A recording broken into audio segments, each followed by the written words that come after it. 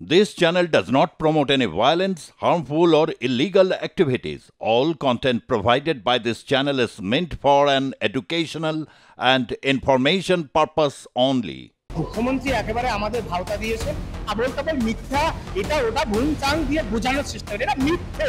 এটা পুরো মিথ্যে আমি যোগ্য স্থায়ী চাকরি নেব তাহলে উনি কি ব্যবস্থা উনি বুঝবেন ওনার আমলে এসব দুর্নীতি হয়েছে উনি বুঝবেন করলেই জানা যাবে দিস ইজ মাই ওয়েমারশিপ ইট ইজ অরিজিনাল একটাই বক্তব্য সিস্টেমেটিক ফ্রড যদি হয়ে থাকে তার দায় আমরা কেন নেব ব্যাংক কি আমাকে বলবে না দাদা আপনাদের এখানে চাকরির ক্ষেত্রে কেউ কেউ দুর্নীতি করেছিল আমার ব্যাংকের লোন আপনাকে এই মাসে দিতে হবে না মুখ্যমন্ত্রী একেবারে আমাদের ভাওতা দিয়েছেন মানে এত দুর্নীতি করেছে মুখ পুড়ে গেছে তাই এই যে এত এত শিক্ষকদের ডেকে ক্ষোভ প্রশমন করার একটা কৌশল নিয়েছিলেন দিয়ে একটা ভলান্টিয়ারি পুনরায় এক্সাম একটা ললিপপ দিয়েছে হ্যাঁ একটা ললিপপ ছাড়া আর কিছু বলে আমাদের মনে হয়নি এটা 100% ললিপপ এর বিরুদ্ধে আমাদের লড়াই চলবে কারণ মুখ্যমন্ত্রী যদি যোগ্যদের সত্যি পাশে থাকেন তাহলে তিনি যেন যোগ্যদের একটি ভ্যালিড লিস্ট অবশ্যই প্রকাশ করেন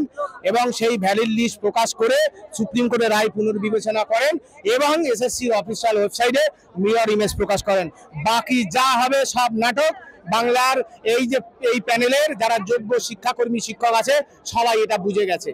মুখ্যমন্ত্রী তো বলছেন যে সুপ্রিম কোর্টের কাছে তারা ক্লারিফিকেশন চাইবেন এবং এতজন আইনজীবীর কথা বললেন তাদেরকে নামানো হবে মুখ্যমন্ত্রী জানেই না কাকে আইনজীবী নেওয়া হয়েছে দেখলেন তো লাইভ চলছিল তো এইসব করে উনি এইসব আবল তাবল মিথ্যা এটা ওটা ভুল চাং দিয়ে বোঝানোর চেষ্টা করে এটা মিথ্যে এটা পুরো মিথ্যে একটা কথা বললো নেতাজি সুভাষচন্দ্র বসু নাকি বলেছে ভুল করা অধিকার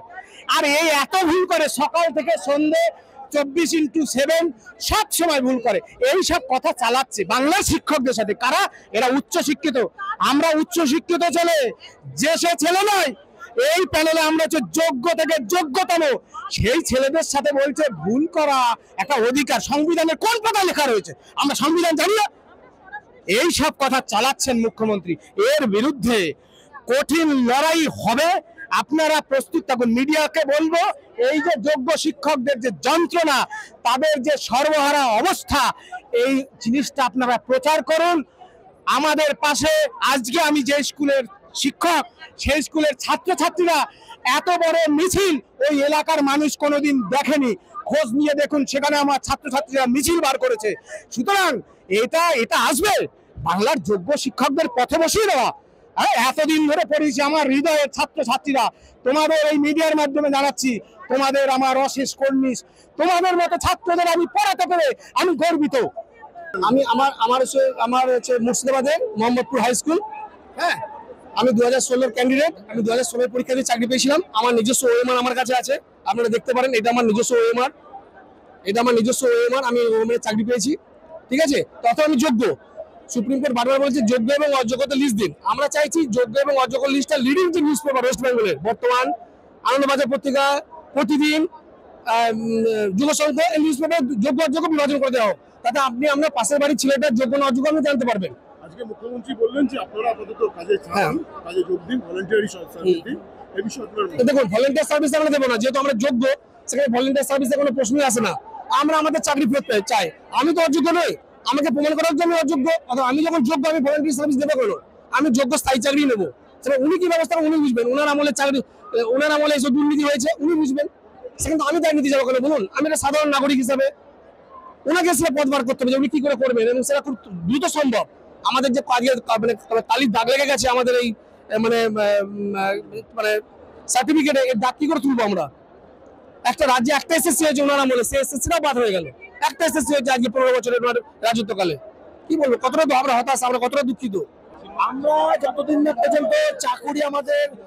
মানে সসম্মানে ফেরত আসছে ততদিন আমরা কোনোভাবেই খুশি অখুশি কিছু বলা যায় আমাদের চাকরি সসম্মানে ফেরত চাই ব্যাস এটা হচ্ছে কথা আমাদের সিবিআই লিস্টে নাম নেই তাহলে কেন আমার একটা সিস্টেমেটিক ফ্রডের দায় কি তার ক্যান্ডিডেটদের আজকে যদি কোন স্কুল পরীক্ষা অর্গানাইজ করতে গিয়ে খাতা হারিয়ে ফেলে তার জন্য কি কোনো ক্যান্ডিডেট সাফার করবে সাফার করা কি উচিত সেটা আপনারা জবাব দিন আমার কথা হচ্ছে শুনুন, ম্যাডাম যেটা বলেছেন, ম্যাডামকে সম্মান রেখে বলছি, উনি ওনার মতো কথা বলেছেন। আমাদের একটাই বক্তব্য, সিস্টেমেটিক ফ্রড যদি হয়ে থাকে তার দায় আমরা কেন নেব? সিস্টেমেটিক ফ্রড সেটা কোর্ট ঠিক করেছে, কোর্ট তো বলেছে সিস্টেমেটিক ফ্রড, সেটা কোর্টকে জিজ্ঞেস করুন, আমরা কেন নেব? আমাদের সসম্মানের চাকরি ফেরত চাই, এটাই আমাদের দাবি। আপাতত যতদিন না পর্যন্ত ট্রান্সফরমেশনটা না আসছে, শিক্ষক আমাদের ছাত্রছাত্রীদের মানে তাদের ভবিষ্যতের কথা হবে, আমাদেরকে স্কুলে যেতে বাধ্য হবে। আমার স্কুলে 7,500 থেকে 8,000 স্টুডেন্ট, মুর্শিদাবাদের গোটা এয়ার হাই স্কুল 7,500 স্টুডেন্ট, আমরা মাত্র 48 জন শিক্ষক, তার মধ্যে আমরা 23 জন 2016 প্যানেলে, তাহলে বাকি 25 জন আমাদের যারা কলিগ আছেন তারা কি করে এত সংখ্যক ছাত্রদেরকে সামলাবেন, কি করে তারা পরীক্ষা করে সামলাবেন? আমাদের এখন আমাদের ছাত্রছাত্রীদের মুখ চেয়ে আমাদেরকে কাজে ফেরা উচিত বলে আমি মনে করি। কিন্তু যতদিন পর্যন্ত আমরা সসম্মানে আমাদের নিজেদের চাকরি ফেরত না পাচ্ছি, ততদিন পর্যন্ত আমরা কোনো রকম কোনো কিছুতে ভুলতে পারছি না। আজকে মুখ্যমন্ত্রী যে আমাদের শ্রদ্ধেয় মাননীয় মুখ্যমন্ত্রী যে এখানে আয়োজন করেছিলেন আমাদের সাথে বসবার, তার জন্য তাকে ধন্যবাদ। এবং তার পাশাপাশি তিনি যেটা বলেছেন যে আমাদের যোগ্য প্রার্থীদের জন্য তিনি সর্বোচ্চ আইনি লড়াই করবেন এবং তার সরকারের মাধ্যমে, এসএসসির মাধ্যমে বিভিন্নভাবে যেভাবে যতভাবে সম্ভব আইনি লড়াইয়ের মাধ্যমে তিনি আমাদের যোগ্য যারা প্রার্থী তাদেরকে তাদের অধিকার, তাদের সম্মান সব ফিরিয়ে দেওয়ার ব্যবস্থা করবেন। তার জন্য আন্তরিকভাবে ধন্যবাদ আমাদের মাননীয় মুখ্যমন্ত্রীকে। কিন্তু আজকে যে পরিস্থিতি, তাতে কোর্ট অর্ডারের পরিপ্রেক্ষিতে বা আইনগত কোনো জটিলতার জন্য যাই থাকুক না কেন, আমাদের সংসার আছে, আমার নিজের ব্যাংক লোন আছে, মেয়ের পড়ার খরচ আছে, এরকম অনেকেরই আছে। মানে মাস গেলে একটা নির্দিষ্ট টাকা আমাদের প্রতি মাসে খরচ থাকে, এছাড়া সংসার খরচ তো অবশ্যই আছে। তো এগুলোর জন্য আমাদের পক্ষে কখনোই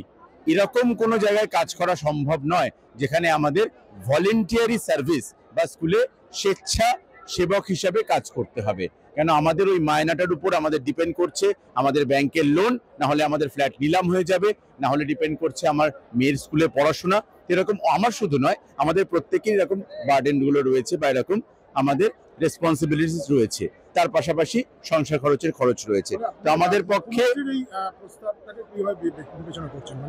দেখুন,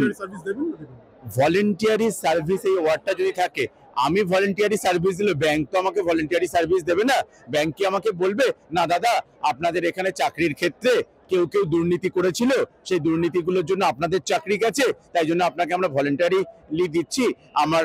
ব্যাংকের লোন আপনাকে এই মাসে দিতে হবে না, এটা তো ব্যাংক বলবে না। বা আমার মেয়ের স্কুলও সে কথা বলবে না যে না আপনাকে এই মাসে টাকাটা দিতে হবে না। সুতরাং আমাদের টাকাটা প্রয়োজন প্রতি মাসে, আর সেই টাকাটা না করতে পারলে আমরা যে শ্রম দেব, শ্রম দিয়ে যদি আমরা এখানে আয় করতে না পারি, যদি আমরা টাকা না পাই, তাহলে আমাদের পেটটা চলবে কোথা থেকে? তার জন্য অবশ্যই আমাদের এই প্রতিশ্রুতির প্রয়োজন বা এইটা আমাদের প্রয়োজন, যাতে করে আমরা কাজ করলে পরে আমরা আমাদের মায়নাটা পাই। অবশ্যই তিনি বলেছেন, আমাদের মাননীয় মুখ্যমন্ত্রী বলেছেন আমাদের জন্য সর্বোচ্চ আইনি লড়াই উনি লড়বেন এবং সর্বোচ্চভাবে যোগ্যতা ফিরিয়ে আসবে।